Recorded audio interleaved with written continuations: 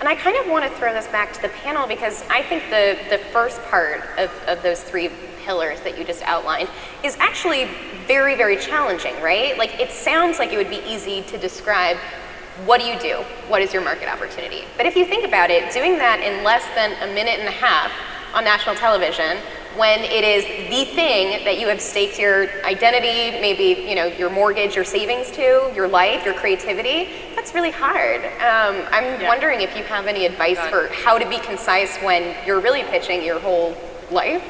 It's so difficult. It's interesting because when you go on Shark Tank, you don't get to redo that piece. The pitch, it is what it is. If you screw it up or you blank out, that's it. And I don't think people quite know that. So when we were going, we were backstage, prepping, putting mic on, all those things, and then all of a sudden it was time to go live in front of the panel. And all of a sudden I remember a guy coming up to me and going, and I was just like, whoa, what's happening? And I turned and looked at Rose and just had like an eye contact moment, and then the doors open, and then you walk down that hallway. And guess what? There is no music playing when you're there, but it's playing in your head, right? You can hear it in your head. And it's like, boop, boop, boop, boop. And then you get out there, and you have to just stand for a moment while they get all the cameras ready.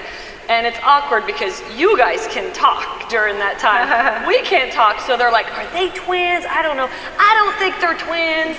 And there's all this banter going on, and you're just trying to make eye contact and let them know, I see you, I'm excited to be here, and I'm not afraid. And that's important because I think you can get really nervous. And as far as your pitch, you got to practice. I mean, Kevin's talking about practicing the numbers and prepping the numbers, absolutely.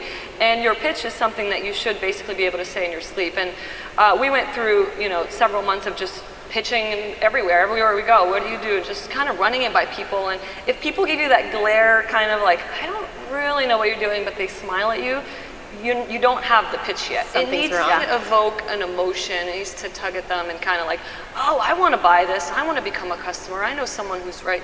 And so I think prepping is really what came down to.